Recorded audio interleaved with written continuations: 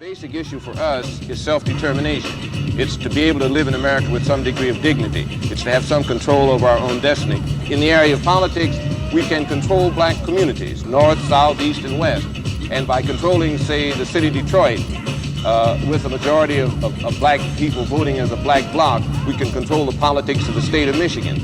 Now, if you multiply that by all of the cities in which black people are now coming into a majority, we'll have a black bloc vote that can have a tremendous influence not only on state governments, but also on the national government.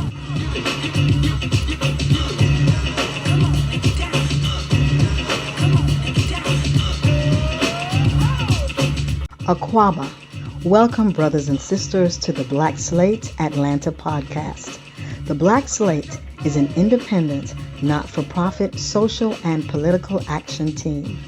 Our goal is to tackle the issues affecting our low to moderate income communities in the Atlanta area. We will focus on topics that are centered around impacting legislation and decisions that target our neighborhoods. Through commentary and interviews, we hope you will find the Black Slate Atlanta podcast beneficial and enlightening. And now, here's our host.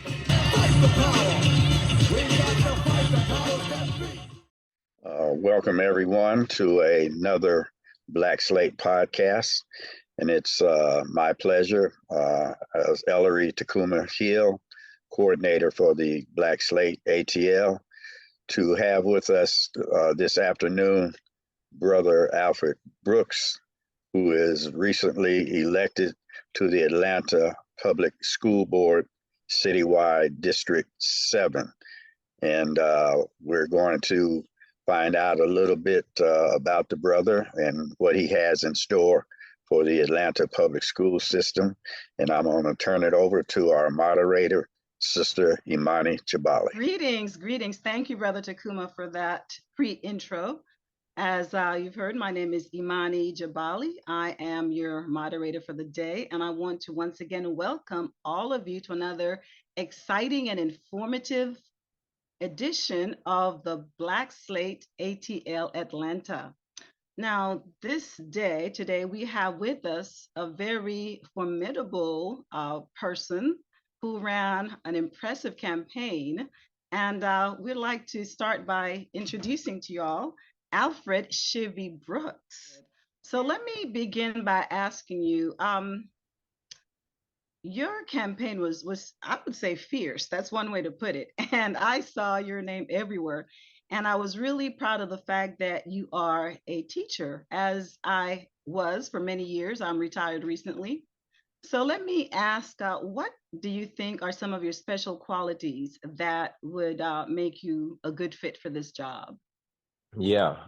Well, first off, thank you all for having me on tonight. And thank you, Miss Imani, for your service and educating our babies for, almost my lifetime, right? So that is a true commitment and a testament to your dedication to our community that, as a now 8-year certified teacher, 13 years in the classroom because I worked as a substitute as I was finishing my undergraduate degree as well before being a teacher. We rarely see folks stay in the classroom more than 5 years, 6 years, 10 years. Like the 30-year teacher, we don't see that anymore. A couple of lifetimes. So you have done something that I wish we could see more of. And I think that speaks to what is unique about my perspective in serving in this role. For 150 years in the city of Atlanta, we've never had someone who actively served in a classroom also be serving on our school board. And what has happened is we tend, and not just here in Atlanta, but across America, to have school boards that are run by people who have never done the work before, never served in a classroom, never served as an administrator, never served as a school counselor, never been a lunch lady, never been a bus driver, and yet they run everything that happens inside and outside of our schools. And I believe that the outcomes and lack thereof are indicative of having people create policy about something that have never done the work before. And so by bringing my practical experience as an educator in the classroom, but also the fact that I have a degree in public policy. I went to school to learn how to create public policy. I went to the Andrew Young School of Public Policy at Georgia State University, which is ranked third in the nation. Harvard is sixth. So I definitely got to big up my school. Um, and I served as the legislative aide for a couple years at the state house, which gave me some experience with, working with elected officials and how to get legislation passed and how to lobby. And then, 2020 came around, and I was on the front lines outside, leading much of the movement for 150 straight days out there with, Attorney Griggs and other, frontline activists here in Atlanta. And you combine all of those experiences along with serving in one of the most underserved communities. I teach at Charles Drew High School in Riverdale, Clayton County. Given some of the toughest conditions in Atlanta, it's very much mirrored in the school that I serve in every day. And so having that real knowledge about what are the unique needs of the least of thee among us, how to reach each other, but then also reach across to folks all throughout the city who come from different experiences, more well-resourced experiences. Being able to be a voice and a bridge and a common ground for all of these voices, I think it's something just very unique that I bring to the table, and why I really, really look forward to serving in this at-large capacity. Yes, thank you. You mentioned that teachers do not stay in the position as long these days. I'm pretty confident I know why that is, but what is your understanding? Oh, yes, as to why that is the case. Yeah. And if you don't mind, I'm going to just throw in a two-parter for you. What do you think we can do better in order to retain good teachers? Yeah. So I mean, look, the obvious is the pay, right? People always say, uh, why don't we have more men teaching? Many may not know, but for me as a Black male educator, I represent only 1.8% of all teachers. Yes. Only 1.8% of teachers are Black men. 80% of teachers are white women. And it is evident that it is a female dominated arena. And I would offer to say that if the majority of the people who were teaching were men, it would be a well compensated field. The truth of the matter is that education is underfunded and undervalued because it is a predominantly female occupied space. That's just the truth. What we can do better about it is make sure that the base salary for a teacher is a thriving wage. And so for me, I've campaigned on this, and I will be ardent about this in my position, is to make sure that the base salary for a teacher in Atlanta is $65,000 within the next 5 years. I believe that if we raise our compensation to at least 65,000, that we will make the city of Atlanta the most competitive job market for educators.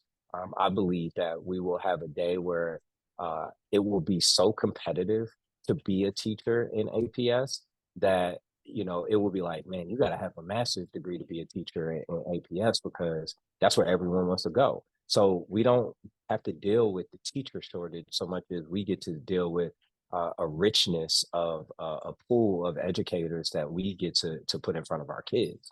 And I believe that's like the first step in really turning around this thing that we have going on, where it's been a downward slide with reading proficiency, math proficiency, and why we have, the smallest opportunity gap to get out of poverty in America, why we deal with many of the things that we deal with.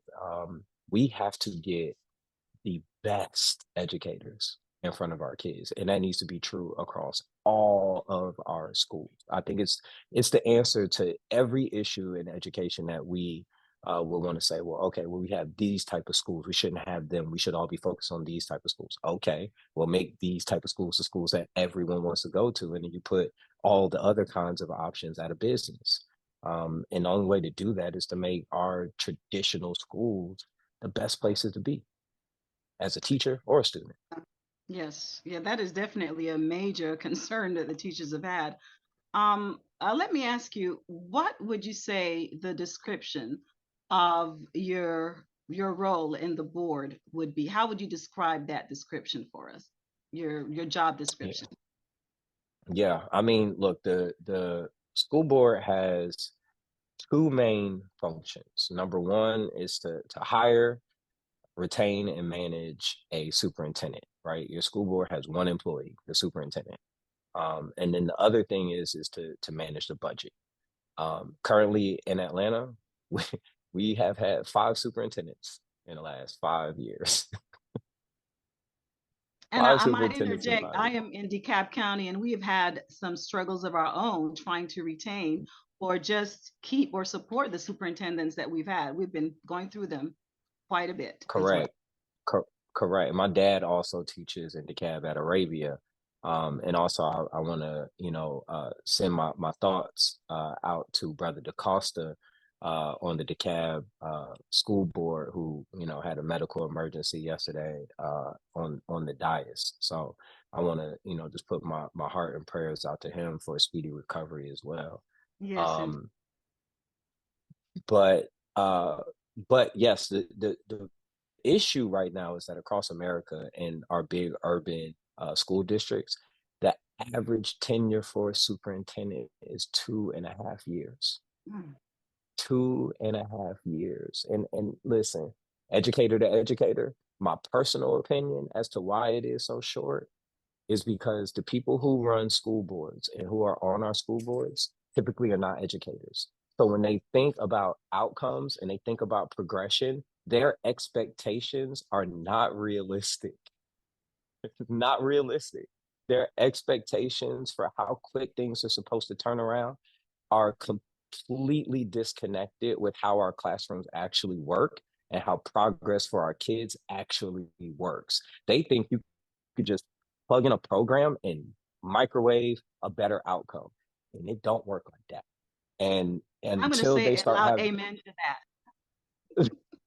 thank you. So until and then here goes the part though. If it did, let's say you microwave something and it just sprung out some huge gigantic game, you should question it. You should scrutinize it because it does not happen like that. It does not turn around that quickly. And I think our boards are not patient enough. And I'm talking about nationally. I'm not just talking about Atlanta. I just feel like they're not patient enough to actually realize a change in outcomes. And I also don't think they focus on the right things. Everything is about testing, testing. And the truth is that testing is not the best way to prove whether or not a child is proficient at something. The other thing is that testing is rooted in so many problematic practices, has so many different issues. And really, if you think about it, doesn't actually make sense, especially when we talk about high stakes standardized testing. We ask teachers to differentiate how they give information to students. They need to have something for the auditory learner, the visual learner, the kinesthetic learner. They got to have something for everybody, right? But then you tell your kids to sit down and take a test in one standardized way. Precisely. How contradictory is that? It is completely out of alignment. And I think we need to have a serious conversation about our toxic culture with testing in our schools and our belief that testing is the most effective way to prove whether or not our children are learning. In my opinion, we should be moving towards project-based learning, which is going to take you from less of the DOK for my educators. Y'all, I'm a nerd out for a second. Your DOK 1, 2, Right. or I'm maybe right there even with you. 3, right? Which means depth of knowledge. Depth It's of like knowledge, how yes. rigorous the Curriculum. exercise is. Mhm. Curriculum. Thank you. And so when you talk about doing project-based learning, you're talking about DOK4, and DOK4 is the highest level of academic rigor. It's where a child goes beyond just recall or filling in a bubble or filling in the blank or that kind of thing. They have to create a product, right? And so when you talk about creating a product, you're talking about putting hands on things. You're talking about making thoughts a reality, and that's real life. And our children have so many modalities of their intelligences, right? Some kids are artistic, some kids are orators, some kids are writers, some kids are they're intelligent in so many different ways. We all know this, but we don't Yes. give them the opportunity to prove how intelligent they are or what they understand through the ways they are best equipped naturally to do so. And so I think we got to really unlearn this thought that we can test our way to excellence. That, America, and this is my last thing I'm gonna say on this, is America does about on average 27 standardized tests they make their kids take between kindergarten to 12th grade. 27. Mhm. And we are ranked about 25th in the top 100 developed nations in education, right? Finland is ranked first, and they have one standardized test. One. Thank you for that. Again, you're preaching to one of the choir members, and it's so very important to emphasize the fact that we talk to the students about critical thinking, but yet we give them so little opportunities to work on that critical thinking skill. You see, and segueing into critical thinking, we had a huge issue not too long ago with CRT. I'm not sure how much you're familiar with that, but some folks made an issue out of it where there was no issue at all. And it has now become, to some extent, law in the state. So my question is, how familiar would you say you are with that? And where would you say the law stands at this point, and really elaborate on it, and you guys in the audience can look that up and understand that it has nothing to do with high school. It is a totally different field, and it does not relate to us at all, but it was a means, as we all know, to limit the teaching of Black history and just give us some understanding of the truth of our history in this country. So what is your feeling about that? Yeah. I mean, the CRT conversation, critical race theory, is to your point, is not something that is put into practice in K-12 curricula. It honestly was just dog whistle and I think a knee-jerk reaction to what happened in 2020. You're talking about a year where people said, they wanted to listen and learn. And then some folks didn't like what they heard, and then what they had to do about it. And so then it turned into we're just not going to talk about it, and we're not going to learn about it. And I think what shook up a lot of folks is that this is coming as from somebody who was outside on the front lines. Uh, it wasn't just people who look like us out there. Exactly. And I think there were probably a lot of people who were like, where did my kid learn this? And why are they outside too? And I think the only thing that could be thought of was, what, we need to control how people think, and thus we're going to use the schools to do so. The issue that we have is that, they couldn't say, okay, we're going to ban CRT, but they did say, we're going to create a divisive topics law. And the divisive topics law basically dictated to school districts. And this is why it's so important for us, and especially in this time when you got groups like Moms for Liberty trying to start an Atlanta chapter.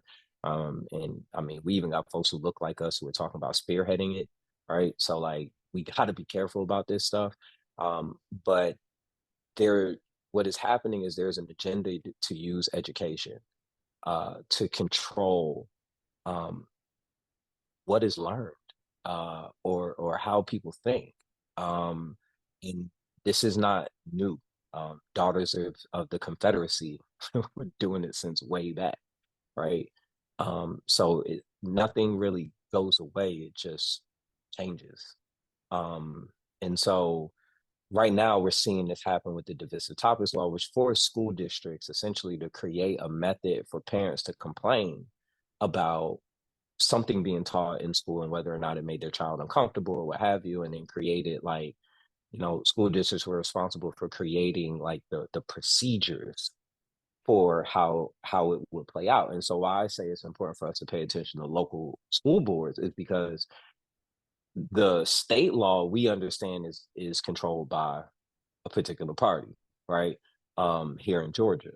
But Atlanta is Atlanta, right? And DeKalb is DeKalb, and certain areas, Clayton is Clayton, right? But and Douglas is Douglas. But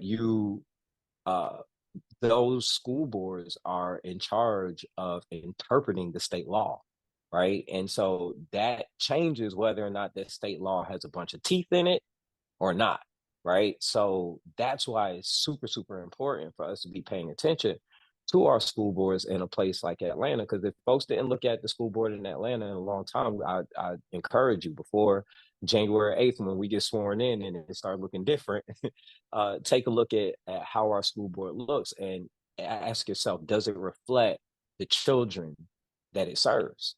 And it had not, and it did not. Until this election, we didn't have a Black man on the board since Estevez left. So a Black boy could be dealing with an issue or even be celebrated at the school board, coming to, in front of the dais, and would have no one up there who looks like him. Meanwhile, 1 in 3 students who are served in Atlanta public schools is a Black boy. Yes. Yes, I really do believe that. And I was very much, even though I'm not in Fulton County, I was in support of your running because of that reason.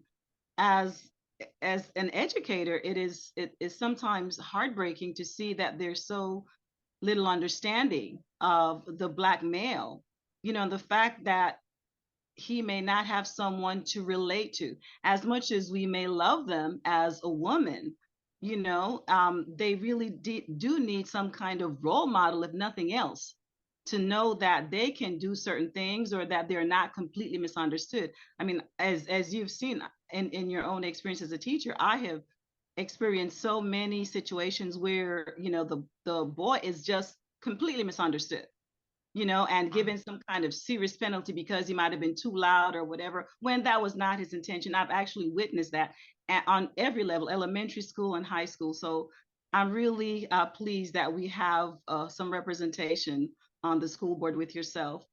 What would you say is a particular pressing issue that you might want to address on day one?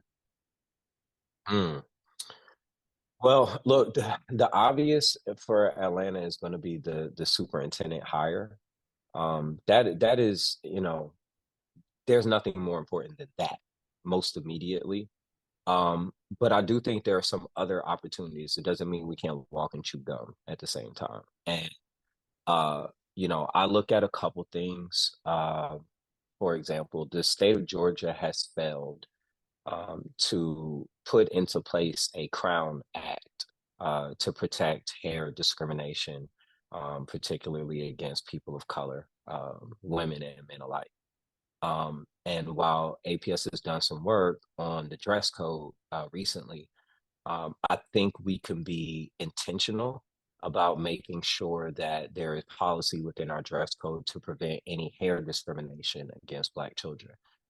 Because we've seen cases pop up around the country, Texas recently, where a young man was suspended from his school for having locks. We've seen another case where a young man was forced to cut his locks off before a match. And so, I want to make sure that we never have an issue like that in Atlanta. I think good policy is many times to protect our people and not just wait until something happens before you do something about it. Some other opportunities I think we could have is really bringing in some of more nonprofit organizations around mentorship, specifically for our boys, and like being intentional about creating community engagement opportunities so that we can have mentorship and start getting our boys engaged in by the community and outside of the school. I think that's one of the areas that I'm uniquely positioned to really take the charge of. I feel like I have a responsibility to do that. Um, but I think those are some of the things that we can get to first. But again, the superintendent hire is going to be very important, making sure that we're moving around the entire city, taking on feedback. I have some ideas about, how I would like to see the process happen that I think are very unique. It might scare away some candidates, but I don't want the scared, so it's all right. So, but I want to, I really want to improve community engagement in the process, and I want folks to feel bought in to the next leader that we have, so that they can be more trusting of the length of time that I think this person deserves. I think, whomever it is that we have, like we need that person to be in place at least 5 years, like to really, for them to own the outcomes, and to be able to make mistakes and have time for adjustment. We need to create that kind of environment, and I think that's how we're going to get the bold change that we need. Yes. Speaking of Black men in the classrooms, what kinds of thoughts or ideas do you have about attracting more Black men to teaching, and how to retain them? I think you might have, touched upon it, but maybe if you could elaborate a little bit, because I mean, even in terms of their presence, their background and preparation is important. But I'll give you an example. I've had a number of athletes in my class. I teach foreign languages, or I taught. I still consider myself a teacher, but I'm still teaching. Always a teacher, always a teacher. Right. And I've had a number of athletes that they would want to act up and do whatever, but the minute I say I'm going to talk with your coach, the coach, the guy would come in and he would talk with the guys the way that I would not dare to. And I actually got support in that manner. So just the presence and having a strong, intelligent Black man that know that they would hold them accountable, that makes a difference. So how would you attract, more Black men to this field?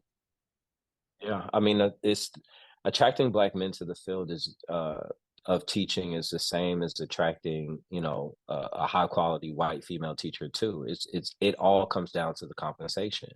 At the end of the day, we know that it is hard to be. It's almost impossible to be a breadwinner and be a teacher as a man.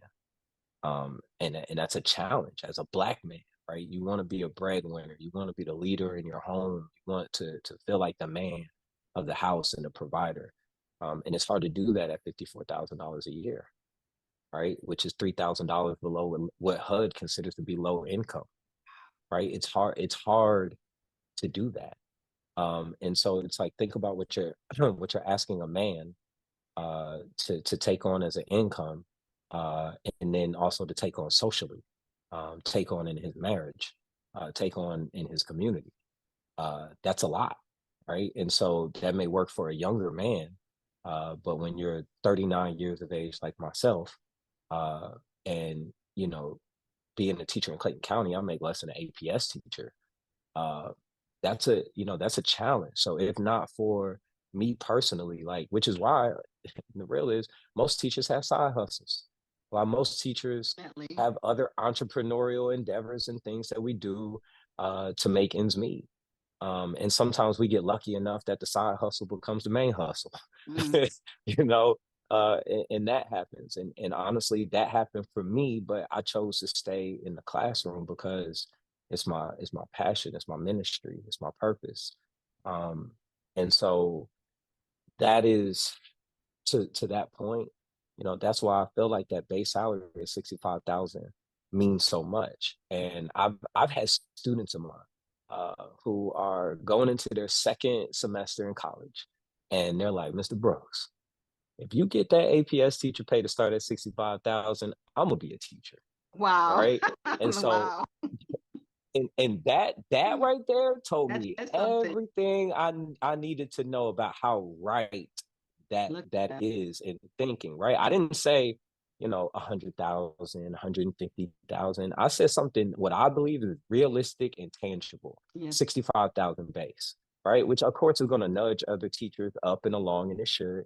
But uh the reality is that when you compensate education a wage that makes people feel like, I could afford to live in the neighborhood I serve in Atlanta with that pay, right? I could see myself, at 65 in a few years, I'll be at a certain amount. That is a dignified wage. That makes a person feel like I can commit to this. This is not just a stepping stone into my professional life. And that's what unfortunately education has become. It's become like college degree minimum wage, right? Like, oh, if I can't get a job doing something else, I'll go be a teacher.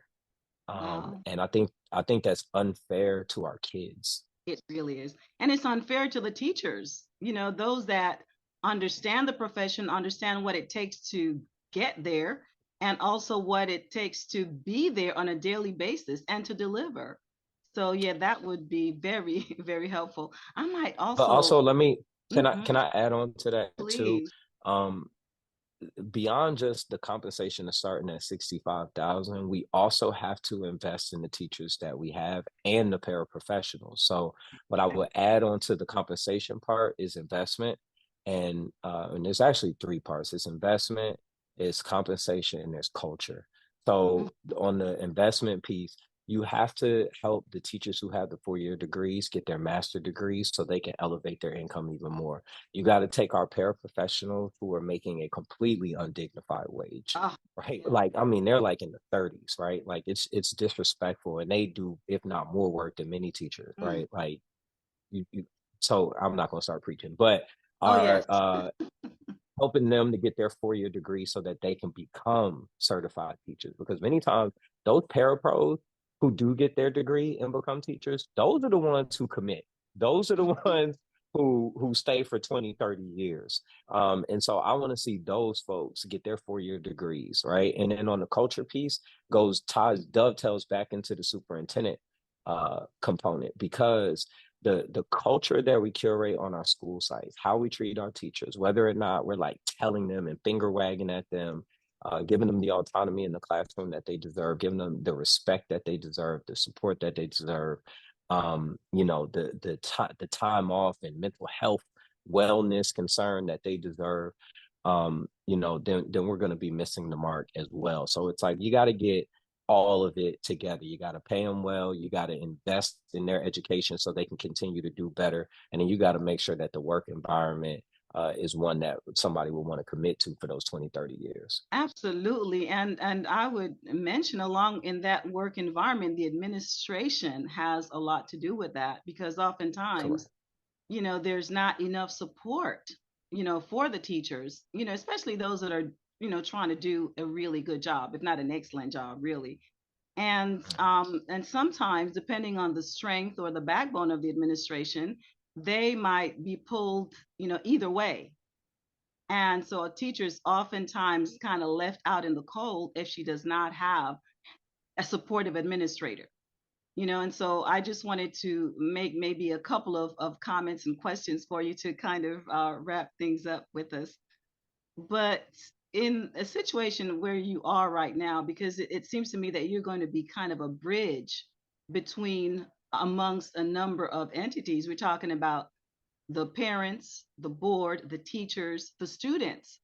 And that's kind of a pretty important role, I believe. What do you think might be some of your challenges with that? And I'll give you an example because especially during COVID, the teachers had a very tough time. Oftentimes we talk about the difficult time of the students, but many of my students at the time were skipping class, not logging on, going to work, doing a number of things while they're supposed to be in a virtual classroom. But at the end of the semester, parents might complain about the fact that the teacher wasn't fair to the child, and the administrators, might jump in and said, well, the teachers need to go back and revisit that and give the students 4 months worth of lessons in a couple of weeks to allow them to pass. Those were some big asks.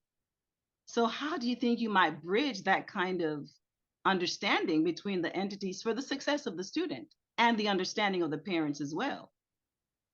Yeah, I think communication is one of the biggest things. No one is going to be happy all of the time. And I think one of the biggest challenges, especially in my position, is, being an at-large member, you have, our city is a city of neighborhoods, and it is very different perspectives in every single corner of this city, and the needs, pain points, desires, interests of everyone can be very different, and some can have a cascading effects on others. Where if you push here, then you're pulling there, and if you're pulling there, then you're pushing here.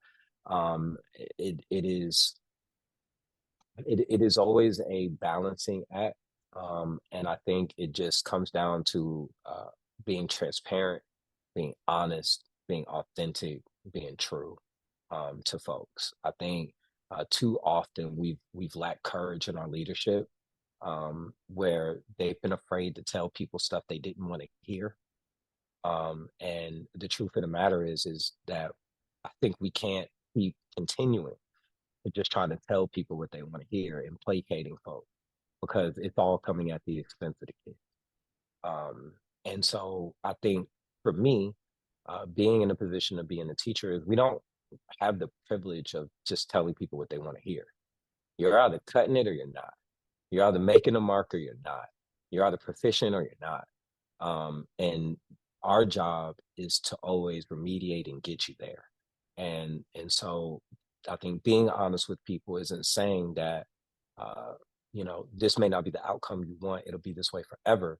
But I think it's in being honest with people enough to say, this isn't the outcome that you want, but maybe we can work on this to try to get you further along to where you want to be. And that's the kind of leadership I think we need right now. Thank you so much. So, in closing, Brother Shivy Brooks, are there any words that you want to leave us with to kind of wrap up maybe why you ran and what you expect to see, just in summary? Yeah, I just want to say to Atlanta, to the Black Slate, to everyone, thank you. Thank you for the support. Thank you for the trust. Thank you for the assignment. There is no question in my mind that my election was definitely in divine order. It is, when's the last time the city has cared so much about a school board race? I've not seen something like Yes, this yes. ever in the education space, and I appreciate it, but I also respect the responsibility and the call um, to be here and what it means to be here. My ask is that we all be intentional about doing our part to restore the village, because the village has been quiet for too long. And I think now is the time for us to have an awakening. I want my presence to be a call sign to Black men across this city, that we have a assignment right now to be present for our boys and for our schools, to be doing our part, whether or not we have children in schools or not, to be present. It is not just about helping Alfred Shivy Brooks get elected and now Black men are here. No, we got work to do. And I'm here to help make sure that we have the doors open for our organizations, for our community, to wrap its arms all the way around our schools, all the way around our boys, our young ladies, so that we create the networks, we create the pipeline, the power, that our kids deserve, and we dismantle this school to prison pipeline that we've allowed to exist for too long. Well, thank you so much. On behalf of the Black Slate ATL, we are so appreciative for the time that you've taken with us today, for those very encouraging words, and we are behind you. So we really wish you well. And once again, thank you for being here with us today. Thank you.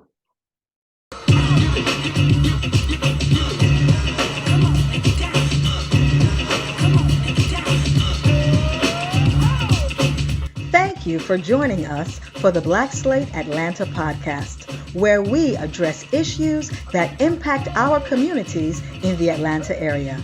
Please let us know if you would like to join and help us address the issues that impact the legislation and decisions which affect our neighborhoods and our daily lives.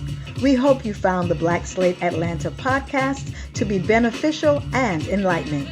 If you have any topics or issues that you would like us to address, or if you would like to volunteer to join the Black Slate Atlanta movement, email us at blackslateatl10@yahoo.com.